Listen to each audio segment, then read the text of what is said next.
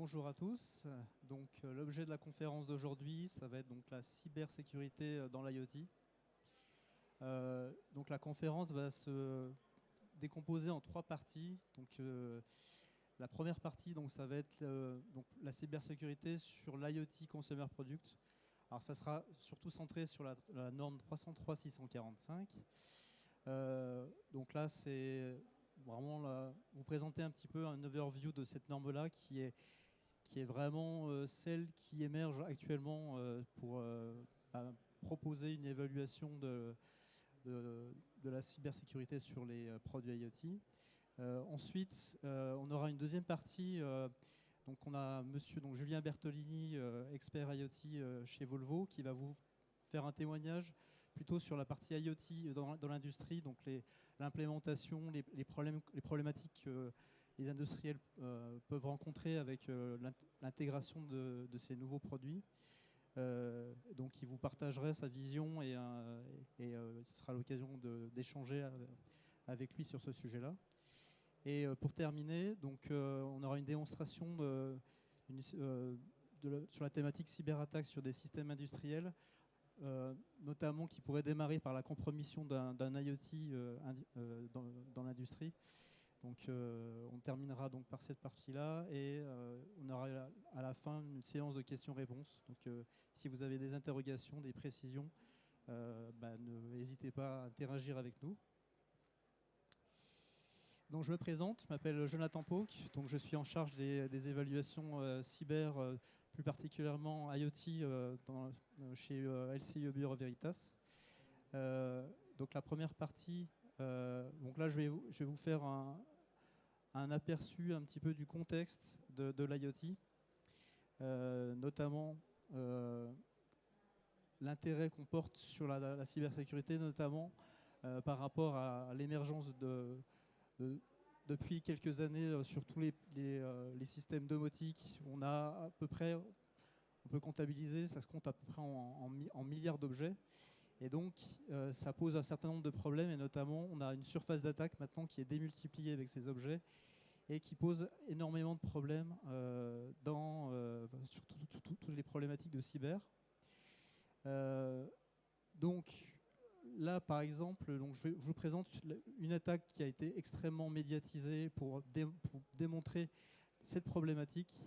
Et notamment, en 2016, la propagation du malware Mirai, qui met en évidence que la compromission d'objets IoT peut avoir de graves conséquences. Notamment ici, on a en fait un malware qui était capable de compromettre la sécurité des produits d'une manière assez simple, c'est-à-dire on compromet avec en fait, la démultiplication des produits qui utilisaient des mots de passe par défaut connus. Et donc, par ce biais-là, le malware en fait,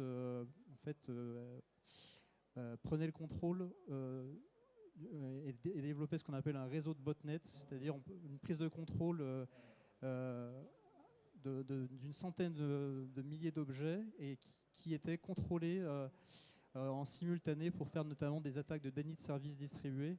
Et ce qui a permis notamment d'impacter notamment la société DIN, qui est un fournisseur de services DNS, et notamment par effet de rebond, on a eu en fait des sites de grands acteurs de l'industrie tech qui ont été impactés, comme Netflix et GitHub, etc., Twitter. Et tout ça parce que voilà, on avait à la base des produits extrêmement mal protégés. Alors après, il y a d'autres attaques connues, et notamment voilà, effectivement des produits qui sont exposés sur Internet, présents chez des particuliers. Si ceux-ci ne respectent pas certains prérequis de sécurité, ça peut être un point d'entrée sur des réseaux privés. Et ça, c'est une interrogation, notamment chez le consommateur. C'est une vraie préoccupation. Donc après le prix de l'objet, ça va être effectivement la sécurité de celui-ci. Donc il y a une étude qui démontre effectivement que le consommateur effectivement ne prend pas ça à la légère, et que effectivement derrière il a besoin de gagner la confiance des fabricants sur cette thématique. Alors la cyber, c'est important pour les produits IoT. Malheureusement, les fabricants ne considèrent pas encore la sécurité by design. Et effectivement, il y a des prérequis à penser dès la conception du produit, notamment pour s'assurer qu'on puisse multiplier les couches de défense donc sur les devices et respecter toutes les bonnes pratiques qui sont existantes depuis de nombreuses années dans l'IT. Et donc, c'est effectivement des fabricants qui ne sont peut-être pas sensibilisés, qui ont d'autres problématiques. Et donc, effectivement, ça explique pourquoi ces objets-là, notamment, ne sont pas suffisamment sécurisés. Le contexte réglementaire. Donc, depuis une vingtaine d'années, en fait, la cybersécurité était principalement orientée sur le haut de la pyramide. Donc là, on voit tout ce qui est critères communs, tout ce qui est CISPN. Donc là, globalement, en fait, c'est tout ce qui va impacter des infrastructures critiques, tout ce qui nécessite réellement un haut niveau de sécurité. Donc là, globalement, en fait, ça va être des laboratoires comme les CESTI qui vont faire ce type d'évaluation et sous le bienveillant de l'ANSSI, donc qui est l'organisme national qui s'occupe de la défense cyber. Et donc, en fait, ce qui se passe, c'est que le bas de la pyramide, là, donc vous voyez tout le reste des objets. Donc, on va retrouver de l'IoT, on va retrouver tous les produits type le médical, l'automobile, l'industrie, tout ce qui est industriel. Et donc, en fait, on a en 2019 l'avènement du Cyber Security Act qui a défini en fait 3 niveaux d'assurance en cyber. Et donc, on a ce qu'on appelle le substantiel. Donc le substantiel, ça va vraiment focaliser vraiment des marchés bien particuliers comme l'automotive, le médical, l'industrie. Et donc ce niveau d'assurance commence à bien avancer, on va dire, en termes de réglementation. Et par contre, le basique est beaucoup plus en retard. Donc là, on va avoir... alors l'IoT, c'est plus... en fait, ça va être assez large. Ça peut être du basique et du substantiel. Ça dépend de la nature de l'objet et principalement de la fonction que celui-ci va assurer. Donc la réglementation dans l'IoT, on va la retrouver. Donc il y a un début de réglementation qui se passe dans certains pays, comme par exemple en Californie, Oregon. Il y a notamment des guidelines sur les produits IoT qui doivent être appliqués. On va avoir également, par exemple, au Royaume-Uni, où on a le NSCS UK Code of Conduct. Donc, en fait, c'est des bonnes pratiques à appliquer sur des produits IoT avant la mise sur le marché. Et donc, en Europe, on a donc l'ETSI qui a sorti en fait un standard qu'on appelle l'ETSI EN 303-645, qui va être ces prochaines années, on va dire, le socle sur lequel va se reposer énormément de réglementation un peu partout dans le monde. Donc c'est une norme qui a pour contributeur énormément d'acteurs dans le domaine. On a des exemples comme par exemple Legrand, des grands acteurs de l'industrie. On a également des organismes d'État comme le BSI, qui est l'équivalent de l'ANSSI en Allemagne, donc qui ont contribué à la rédaction de ce standard que je vais vous présenter donc, juste après. Et donc, tous les indicateurs démontrent que cette norme-là sera inspirante pour la réglementation cyber, et notamment, donc cette norme-là n'est pas encore obligatoire, mais celle-ci va être une première étape pour la rédaction de standards qui seront harmonisés, qui seront intégrés dans la RED. Et donc, un fabricant qui s'intéresse à cette norme-là, c'est une première étape pour pouvoir apporter de la sécurité sur son produit. Donc, ça s'adresse à quel type de produit? Donc là, on peut voir tout un ensemble de types de produits. Alors, la 303-645, c'est quand même une norme qui s'adresse à des produits qui quand même un réel besoin de sécurité. Et sur des produits très simples, comme des ampoules connectées, c'est peut-être un peu trop sévère. Les exigences, en tout cas, ne s'appliquent pas forcément dans le sens où c'est des produits beaucoup trop simples.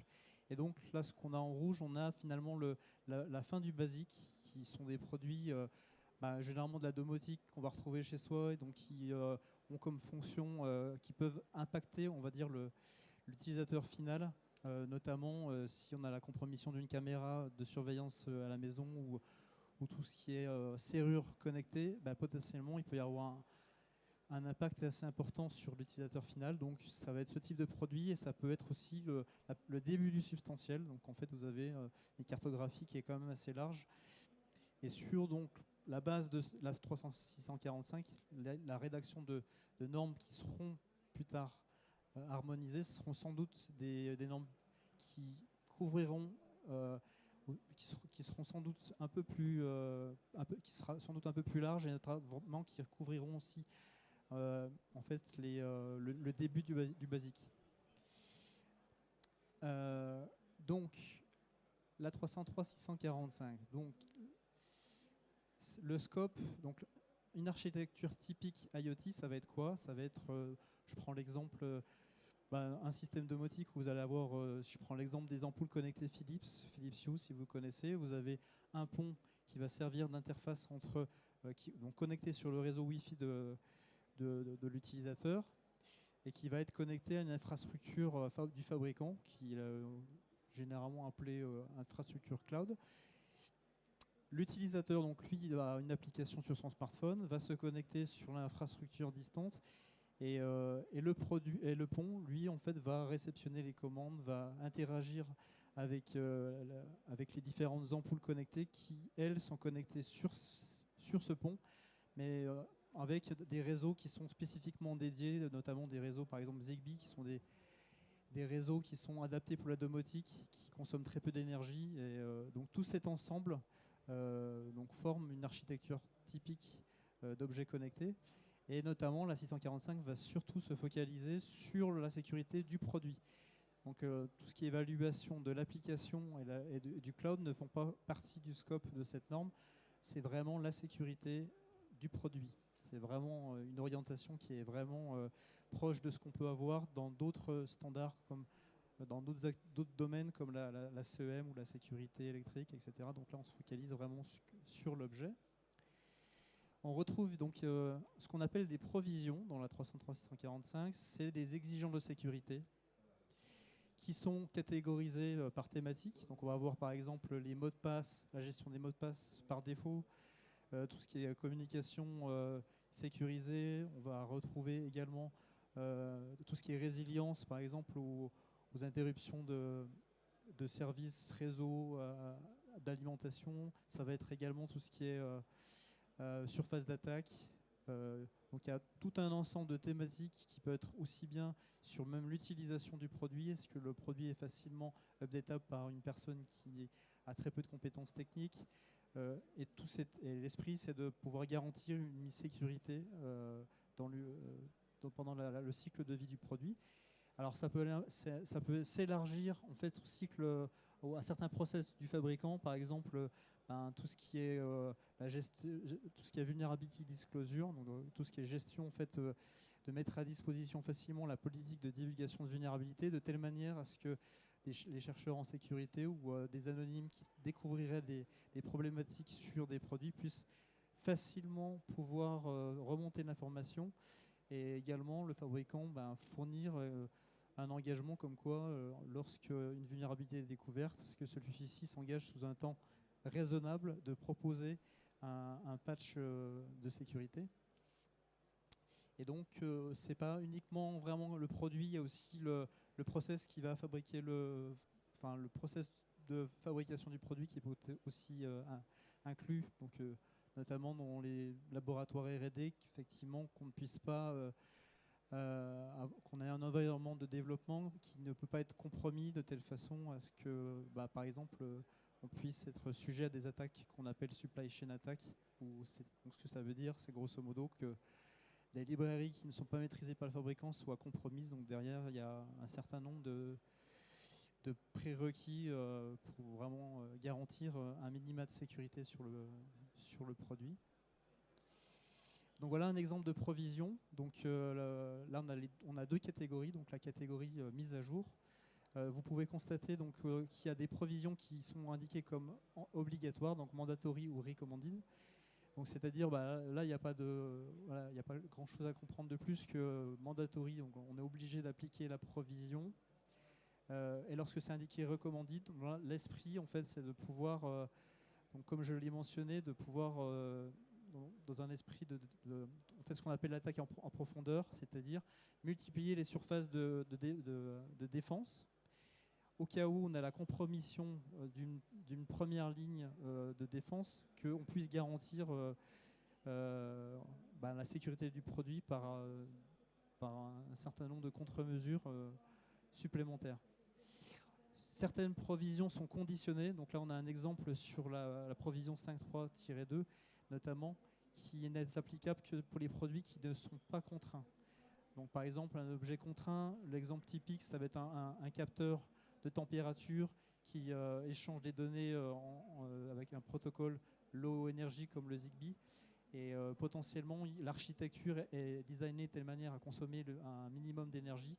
Et donc, ça peut avoir des impacts sur des fonctions de sécurité où l'architecture n'est pas dimensionnée pour y répondre. Donc, certaines exigences ne sont pas applicables pour ces objets.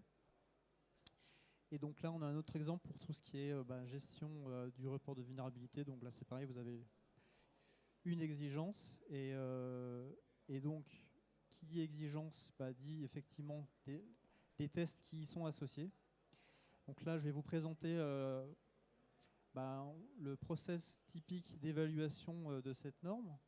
Donc là, vous avez un schéma qui va vous résumer un petit peu l'ensemble des documents qui va composer, qui seront nécessaires pour l'évaluation. Donc, le premier, c'est la norme en elle-même qui définit toutes les provisions, donc toutes les fonctions de sécurité. Celle-ci en annexe, en fait, vous allez retrouver en annexe en fait un document qu'on appelle Implementation Conformance Statement. Et ce document-là, en fait, va servir de définir les fonctions implémentées sur le produit qui vont permettre de définir le plan de test, c'est-à-dire si effectivement il y a des fonctions, des provisions qui ne s'appliquent pas pour des raisons techniques, et notamment, comme je vous l'ai expliqué juste avant, le fait que le produit est un produit contraint, effectivement, le fabricant va renseigner toutes les informations avec la justification, derrière, ça va définir effectivement ce que déjà, c'est que si une fonction n'est pas prise en charge alors que l'exigence est obligatoire, effectivement, là, ça peut poser problème. Donc, il y aura déjà un premier niveau d'analyse qui sera fait à ce moment-là. Ensuite, qui dit exigence de sécurité dit une méthodologie pour réaliser des tests. Donc, vous avez la 33645 qui a défini, il y a une méthodologie associée. Donc, l'ETSI a défini une méthodologie qui va définir des tests. Donc, il peut y en avoir une multitude par provision. Vous allez avoir deux types de tests, des tests qu'on appelle conceptuels, c'est-à-dire, en fait, le fabricant va définir, en fait, on va vérifier que la fonction de sécurité a bien été designée, donc il va y avoir, en fait, pour cela, donc le fabricant va nous fournir un certain nombre d'inputs. Pour ce faire, on va avoir en annexe de la 103.701 ce qu'on appelle l'EXIT. Typiquement ici, ça va être là où le fabricant va renseigner toutes les informations techniques du produit, les différents mécanismes de mise à jour, les composants software, définir les différentes entrées-sorties, celles qui sont désactivées par défaut. Il y a tout un ensemble d'informations qui seront nécessaires en entrée des tests. Et donc une fois qu'on a l'EXIT et donc l'ICS qui sont complétés, donc là on va pouvoir commencer les tests. Donc là j'ai un deuxième slide qui vous montre un peu plus visuellement. Donc la ligne au-dessus, ça va être ce que le fabricant le travail qu'il va devoir réaliser avant les tests. Donc remplir effectivement le fameux ICS. Je vous montrerai un exemple juste après, un slide, ça sera un peu plus parlant. Et ensuite vous avez donc l'EXIT, qui est des informations qui sont, alors c'est très formalisé, c'est-à-dire la 103.701 vous définit exactement les champs. Donc en fait, vous allez avoir une thématique pour tout ce qui est composant logiciel, et donc on va avoir une description exactement des éléments nécessaires à fournir au labo. Et ensuite, il va y avoir donc les échantillons à fournir au laboratoire, parce qu'effectivement, il y a des tests fonctionnels. On vient vérifier que ces fonctions de sécurité sont bien implémentées dans le produit.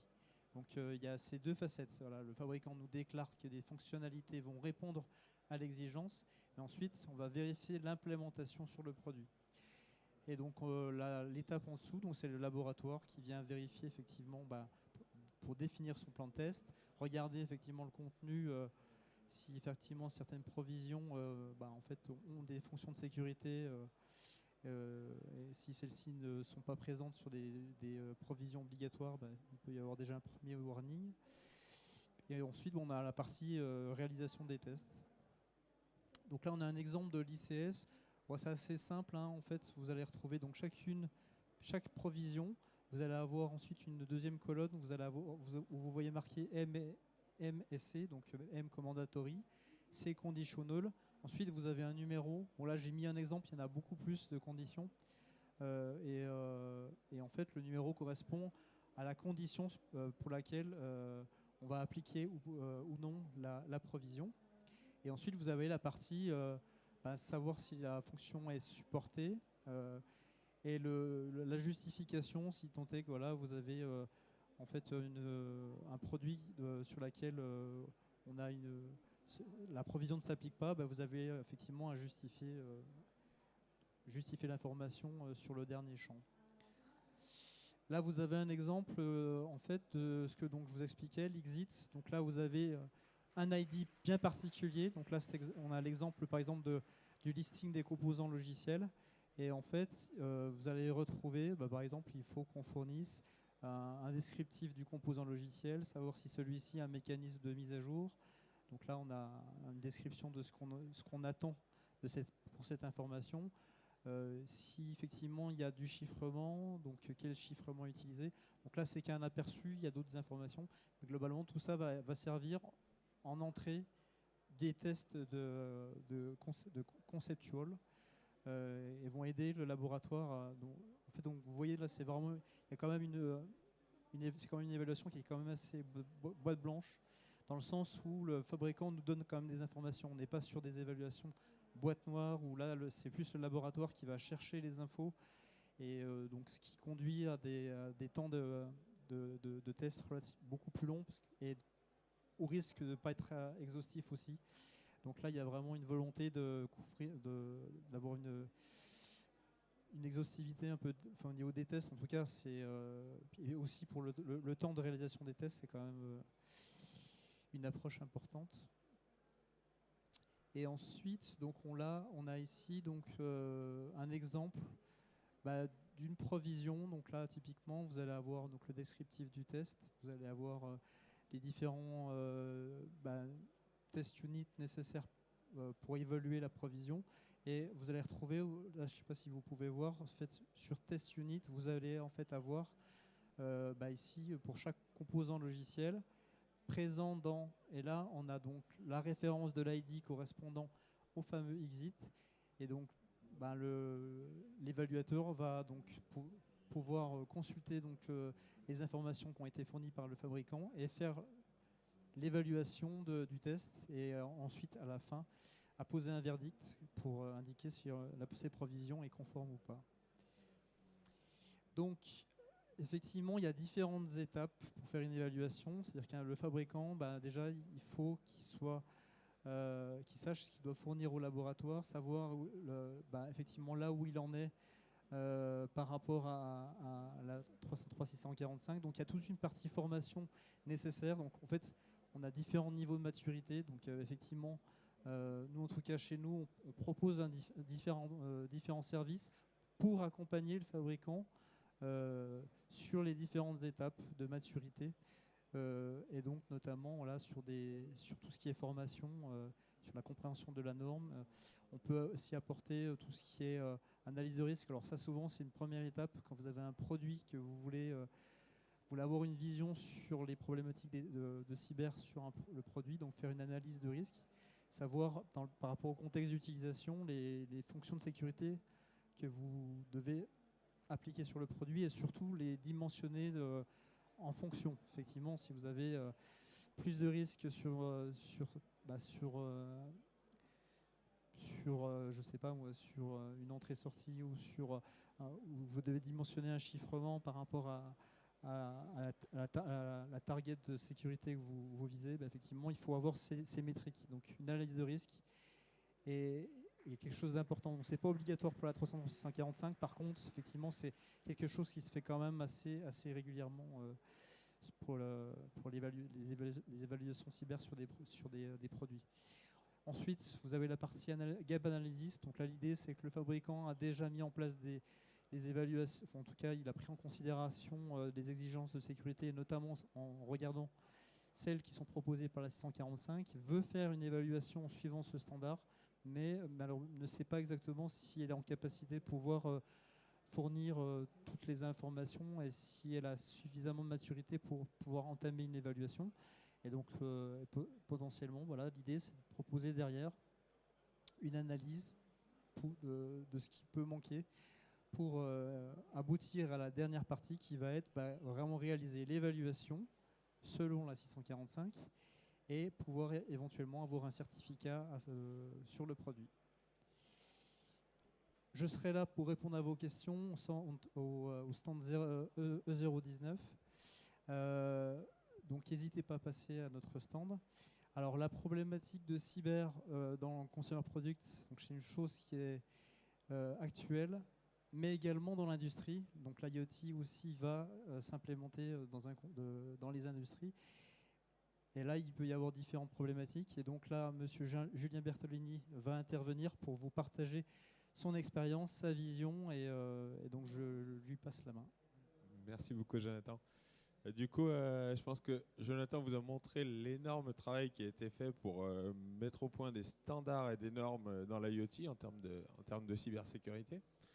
Moi, en tant qu'expert IoT, je voudrais vous apporter une vision un peu plus globale, remettre les choses dans le contexte. Et d'abord, d'un point de vue historique, si on regarde la cybersécurité IoT, je pense que le salon du CIDO est un très bon exemple. Donc ça existe depuis, je crois que c'est la 7e ou 8e édition, donc 7 ou 8 ans. Donc j'ai fait toutes les éditions du CIDO, hein, et les premières années, les premières éditions, on avait un hall rempli de startups. Ils proposaient tous des super objets connectés. Et à chaque fois qu'on les prenait, avec les passwords par défaut, on arrivait à rentrer sur les produits. C'était souvent des flux qui n'étaient pas encryptés. On était souvent pareil sur les mémoires internes, les flashs qui n'étaient pas encryptés. On avait, bref, on arrivait à rentrer dans les produits IoT comme dans du beurre. Donc c'était le niveau de zéro de la cybersécurité. Là, avec ce que vous voyez aujourd'hui, vous voyez toute l'évolution qu'il y a eu. Donc on a vraiment monté énormément en maturité.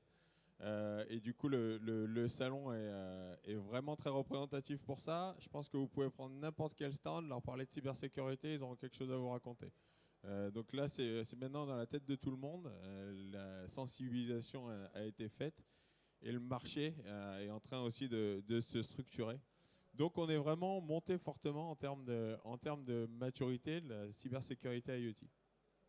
Et puis si on regarde sur un autre prisme, non pas historique, mais cette fois, si on met la cybersécurité dans la cybersécurité IoT, pardon, dans la cybersécurité globale, ce qu'on voit, c'est qu'il y a d'un côté la cybersécurité IT, où là on a une très grande maturité. Donc quand je dis très grande maturité, chez tous les industriels, vous avez des experts, vous avez des services dédiés à la cybersécurité, vous avez des outils mis en place, et il y en a pléthore sur le marché. Vous avez des formations, des catalogues de formation, et puis surtout, vous avez tous les employés qui sont sensibilisés. Donc, tout ce temps qu'on est sur un écran bleu de PC, on va se poser la question, est-ce qu'on n'est pas attaqué? Est-ce que ce n'est pas un malware? Donc là, on voit que la maturité, elle est très forte. Ça ne veut pas dire qu'on a atteint le risque zéro. Loin de là, les attaques sont là. Mais par contre, tout le monde est au courant. On a les outils pour se former. On connaît tous les bonnes pratiques. On a la cybersécurité IoT qui est à un niveau un peu en dessous et qui est en train de monter fort, comme on voit. Et nous, chez Volvo, on s'est aperçu ça a vraiment mis en lumière aussi un autre aspect d'un point de vue cybersécurité. C'est tout ce qui est industrie 4.0. Donc moi, mon rôle chez Volvo, c'est d'aller implémenter des solutions IoT dans les usines. Donc d'aller connecter des usines. Et on est beaucoup challengé en interne pour la cybersécurité, pour mettre en place du coup des solutions qui ne vont pas compromettre le SI. Et en fait, ce que ça a mis en lumière, tout ce travail pour aller vers l'industrie 4.0, c'est qu'on a tout un système OT, donc les équipements industriels, les réseaux, les automates, qui lui est très très peu sécurisé. Et là, la maturité, elle est encore très très basse. Et donc, avant même de parler d'usines connectées et de 4.0, il faut déjà qu'on arrive à sécuriser notre industrie 3.0. Donc ça a vraiment été mis en lumière, notamment quand je regarde les maintenanciers travailler, donc les équipes de maintenance chez nous, quand il y a des défaillances, ils vont travailler, parfois pendant des mois, parce que ça peut être sur des systèmes très compliqués, des pannes très compliquées. Ils vont faire des AMDEC ou des analyses de cause. On voit que dans toutes ces analyses de cause, c'est des experts qui font ça. Il y a très très très rarement une ligne cybersécurité. C'est-à-dire que l'idée d'un malware ou d'une attaque n'est pas envisagée. Donc on est au niveau sensibilisation 0. Les outils sur le marché, ils sont balbutiants, on n'a pratiquement rien. Les formations, c'est pareil, il y a très peu de choses. Donc on voit bien, si on regarde la cybersécurité globale, une maturité très forte niveau IT. L'IoT, c'est en train de monter, mais c'est pas encore top. Et la cybersécurité industrielle ont un niveau très très bas. Et c'est d'ailleurs pour ça qu'on bosse avec l'INSA, à travers la ruche industrielle, sur ces aspects cybersécurité industrielle, notamment pour pouvoir sensibiliser nos opérateurs, amener les bonnes pratiques et du coup s'améliorer. Donc je vais laisser la parole à Eric pour nous présenter ce sujet. Merci Julien. Peut-être entamer la vidéo. Bon, bonjour à toutes et à tous. Donc moi je suis Eric Zamaï, professeur à l'INSA Lyon et chercheur au laboratoire Ampère. Et puis un petit peu dans le domaine depuis quelques années, une petite dizaine d'années, notamment avec la DGA, avec qui nous travaillons sur la cybersécurisation des procédés industriels. Voilà. Alors par rapport à ça, Julien disait notamment que la maturité au niveau cybersécurité du process industriel, que ce soit du 3.0 ou 4.0, n'est pas là. Et effectivement, c'est le cas malheureusement, et il y a encore beaucoup de travail. Alors par rapport à ça, dans notre équipe de recherche, on développe des systèmes qui permettent de détecter les cyberattaques dans le milieu industriel, de manière à pouvoir justement aider les opérateurs humains à différencier quelque part, est-ce que je suis attaqué ou est-ce que c'est une défaillance naturelle.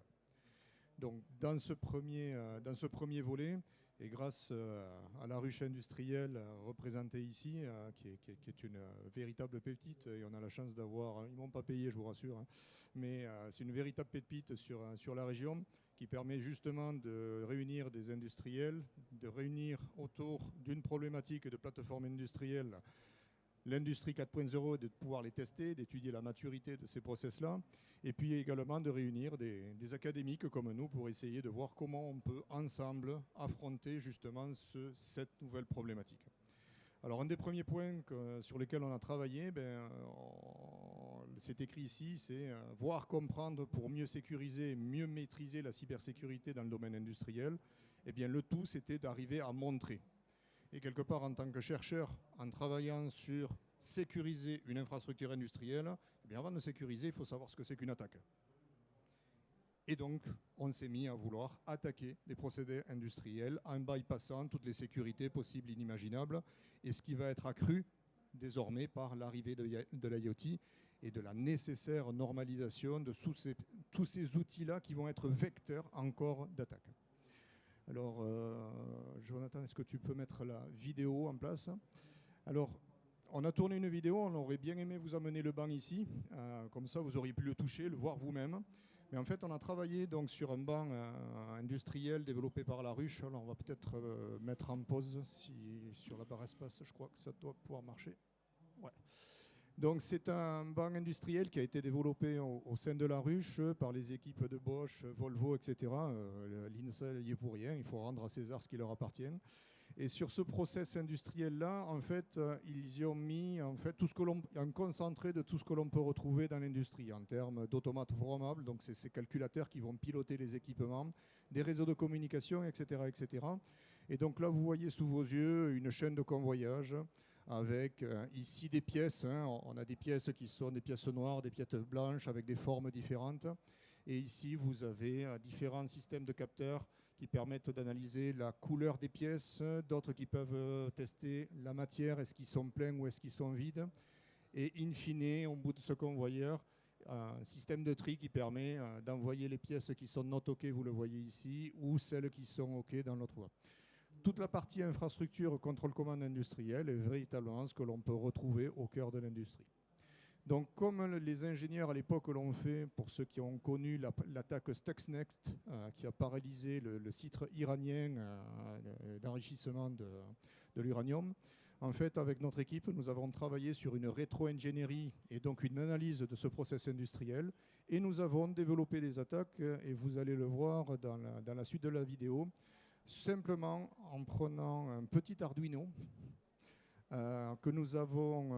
sur lequel nous avons développé une usurpation d'identité sur le réseau informatique et nous avons pris le contrôle de l'installation. Voilà. Oui, c'est bon.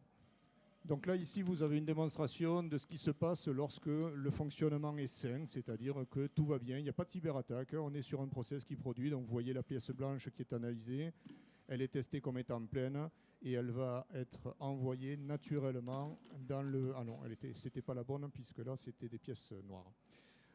Juste à côté, sur la partie gauche de l'écran, vous avez ce qu'on appelle l'HMI, toute la partie supervision qui permet d'inscrire les recettes qui sont à fabriquer au niveau plus haut de l'entreprise. Donc pour l'instant, on a un fonctionnement qui est parfaitement tout à fait normal. Le site de production produit tel qu'on lui a demandé de produire. Dans la suite de la vidéo, vous allez voir, ça doit arriver incessamment sous peu, on va venir connecter notre boîtier d'attaque, qui encore une fois a été positionné en usurpation d'identité, et dans lequel, en fait, on a développé un certain nombre de scénarios.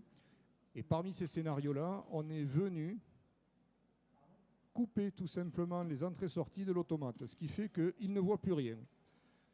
Donc vous voyez, là, à ce moment-là, il ne se passe rien, toutes les pièces vont circuler. Ça y est, l'attaque a été balancée. Donc ici, on est en attente. Le capteur détecte bien qu'il y a une pièce. L'automate est en attente de la réception de la pièce. Il ne voit pas arriver la pièce puisqu'on l'a bloqué. Donc là, on est venu prendre directement, d'un point de vue software, directement le contrôle de l'automate et on a désactivé ces cartes d'entrée-sortie. En revanche, si vous venez l'espionner au travers de la chaîne de développement professionnel de cet automate, vous ne verrez rien. Il n'est pas en défaut. Voilà. Les autres attaques qui vont arriver, donc là, vous voyez le petit boîtier d'attaque, voilà, qui est, vous le voyez, c'est un petit boîtier gris, là, avec un simple petit clavier, et on vient tout simplement lancer les attaques sur l'automate. On a, tout au long de cette vidéo, vous allez voir, on ne va pas vous présenter parce que ça serait lassant, mais autant que vous veniez nous voir là sur la ruche, d'autres attaques. Donc ici, en fait, on est venu corrompre l'automate au sens où toutes les pièces qu'il va pouvoir tester, on va les considérer et les renvoyer au niveau MES, système de production. Toutes les pièces seront de toute façon rejetées comme étant fausses et n'étant pas bonnes. Vous imaginez l'impact que ça peut avoir sur une entreprise. Voilà. Alors, ce que vous voyez sous les yeux, je peux vous assurer, ce n'est pas du tout du fake. Ce n'est pas une vidéo qui a été détournée, ce sont des réels attaques. Et si vous voulez plus d'informations, n'hésitez pas, à la fin de la présentation, à venir nous poser des questions. Donc, tout ça pour vous dire que vous allez voir circuler beaucoup d'attaques. Là, ici, on va mettre en place des actions aléatoires sur le vérin central. Vous allez voir, on va lui donner le Parkinson. Donc là, pour l'instant, tout se passe bien. Et dès qu'on aura activé l'attaque, vous allez voir qu'il va commencer à vibrer dans tous les sens. Il va quand même faire son boulot, mais de manière assez bizarre. Alors attendez un petit peu le temps que ça se stabilise.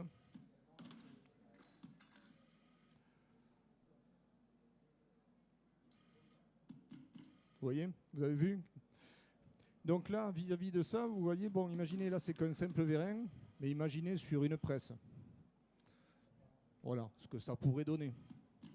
Imaginez sur un avion ou autre chose. Voilà. On est capable aujourd'hui d'injecter des codes qui vont faire en sorte que les actionnaires physiques, parce qu'il ne faut bien pas oublier que le 3.0, le 4.0, on va arriver de l'informatique, quelque part de l'IT, jusqu'à l'OT, et l'OT, c'est le lien avec la physique. Donc il peut y avoir des dégâts relativement considérables. Donc là, ici, on vient injecter des pièces supplémentaires, et puis vous allez le voir, dernière partie, là, on va créer un blackout au niveau de la production elle-même, puisque, enfin, c'est ce qu'on avait juste avant, pardon, j'ai été plus lent que la vidéo, et sur lesquels, en fait, on a fait un reset complètement des recettes. Vous savez aussi que l'industrie, c'est aussi, lorsque ça tombe en panne, des reprises en mode manuel. Là, on est venu mettre en place une attaque dans laquelle la reprise en mode manuel est plus possible. L'opérateur humain de maintenance ne peut plus rien faire sur son process. Voilà. Donc, cette partie-là, ce que nous avons développé à la ruche industrielle, l'objectif était vraiment de sensibiliser, de montrer, arrêter de parler des cyberattaques, mais de les montrer, de les toucher du doigt, qu'est-ce que c'est. Qu'est-ce qui est de le rôle de la croyance? Qu'est-ce qui est du rôle de la réalité? Voilà. Donc ça, à partir de là, ça va permettre derrière de développer une sécurisation, de développer une compréhension. Et comme le disait très très bien Jonathan, derrière, ce qui va être important, c'est que dans le futur, il faut donner aux équipes de maintenance les moyens de savoir et de rajouter dans les AMDEC une cause nouvelle. Voilà. Je vous remercie. Si vous avez des questions, on vous laisse le champ libre. Oui.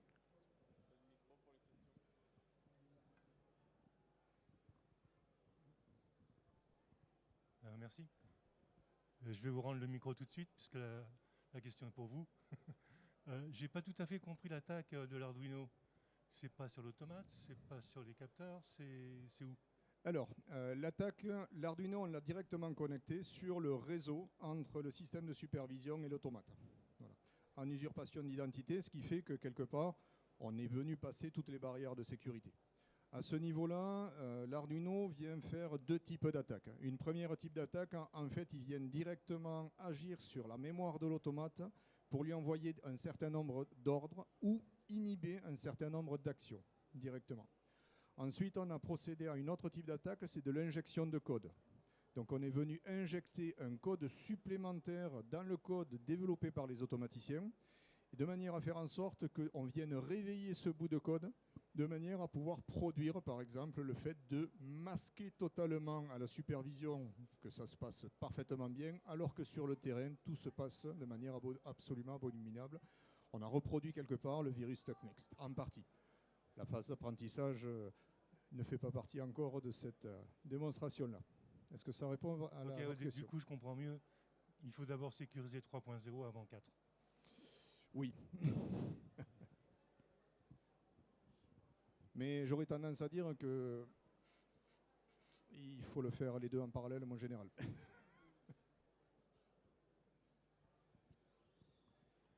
D'autres questions?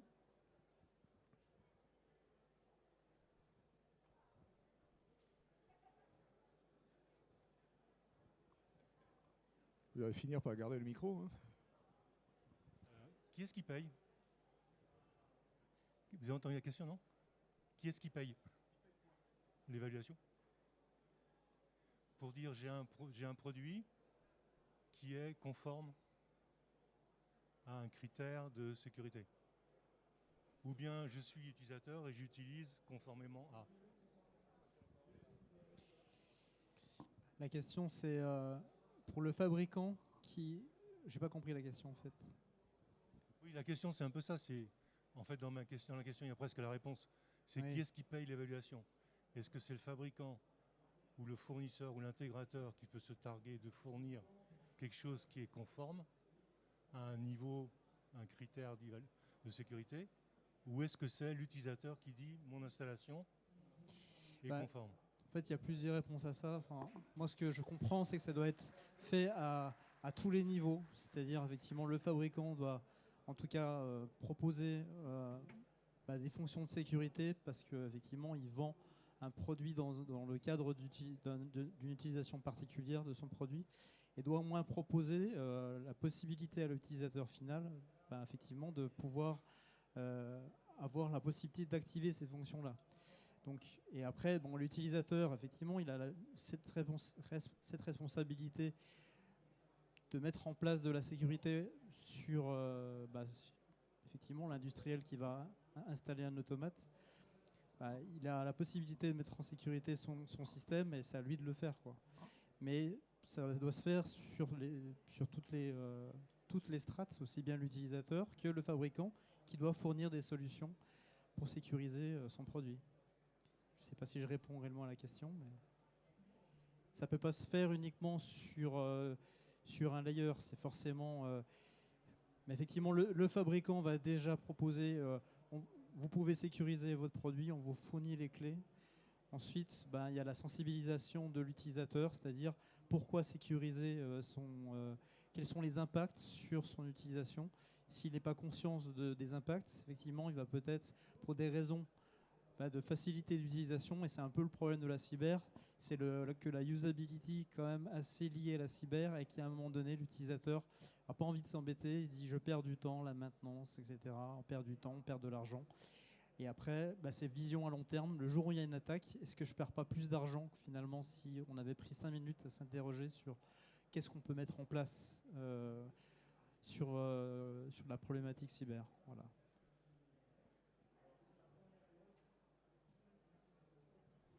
Donc si vous avez des questions, vous pouvez encore, je pense qu'il y a encore... Justement, oui. À propos du temps, vous mettez combien de temps pour faire une analyse ou pour faire une visualisation complète d'un processus ou des équipements? Ça vous prend combien de temps à peu près? Ça va dépendre du produit, en fait. Grosso modo, je n'ai pas une réponse précise, dans le sens où ça va dépendre de si c'est sur un système, si c'est sur un petit produit. Et en fait, on revient finalement à la surface d'attaque du produit. Donc effectivement, si on doit tester une machine industrielle, on a de multiples axes d'attaque, et donc ça va prendre plus de temps. En fait, c'est à géométrie variable, forcément.